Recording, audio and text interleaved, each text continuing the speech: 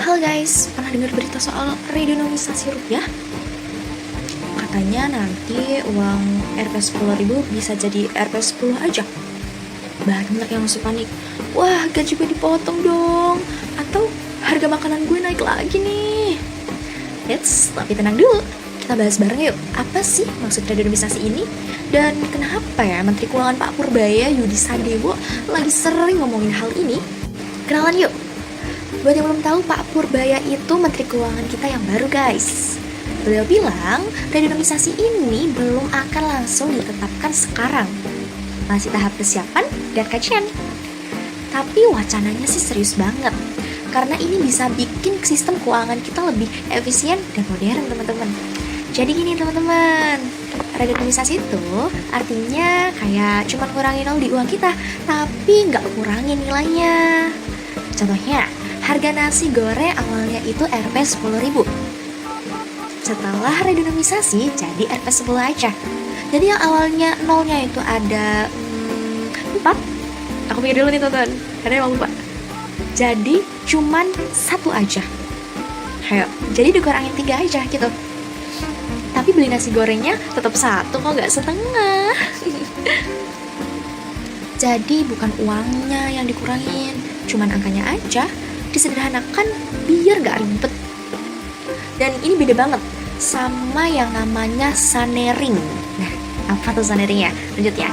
Yang beneran motong nilai uang. Nah, kalau sanering itu beneran motong nilai uang. Tapi kalau misalnya redenomisasi, itu tuh cuman ngurangin nolnya aja, tapi nggak ngurangin nilai uangnya. Gitu, jadi beda guys. Kalau redenomisasi itu aman aja, cuman biar kelihatan simple. Kata Pak Purbaya ada 3 alasan utama kenapa mau redenomisasi, teman-teman. Yang pertama itu biar transaksi lebih gampang. Coba deh lihat slip belanja kalian, angka nolnya kayak ular, banyak banget. Nah, kalau misal terjadi redenomisasi, bikin pencatatannya tuh lebih simple. Jadi nolnya tuh gak perlu banyak-banyak dan gak bikin bingung kalau dihitung gitu. Dan yang kedua, biar rupiah kelihatan lebih keren di level global. Maksudnya itu level dunia, teman-teman. Sekarang $1 tuh sekitar Rp16.000. Kelihatannya sih gede, padahal ya gitu-gitu aja nilainya. Nah, yang ketiga itu biar sistem digital dan keuangan kita lebih efisien. Di era cashless kayak sekarang, angka panjang tuh nyusahin sistem juga loh.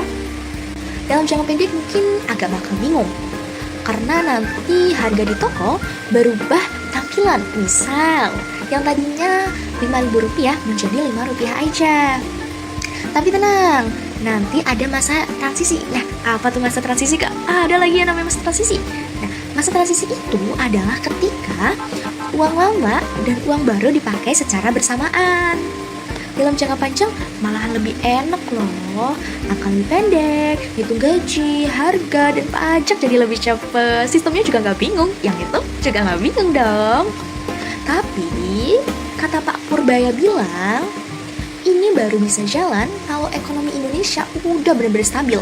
Jadi nggak asal langsung diterapin, masih disiapin dulu biar mulus. Jadi kesimpulannya, redenomisasi rupiah bukan bikin uang kita hilang, tapi bikin rupiah tampil lebih simpel dan keren. Nolnya berkurang tapi nilainya tetap sama. Pak Purbaya udah pastiin, ini bukan pemotongan uang, tapi penyederhanaan sistem biar Indonesia makin siap jadi ekonomi digital. Jadi kalau nanti lihat berita soal redenomisasi, jangan panik dulu ya. Yuk jadi generasi yang melek ekonomi, biar gak gampang kaget sama isu-isu kayak gini. Like, share, dan tulis di kolom komentar, menurut kamu perlu gak sih Indonesia ganti tampilan uangnya biar lebih simpel? Oke, sekian yang dapat aku sampaikan. Kurang lebihnya jangan representasi aja.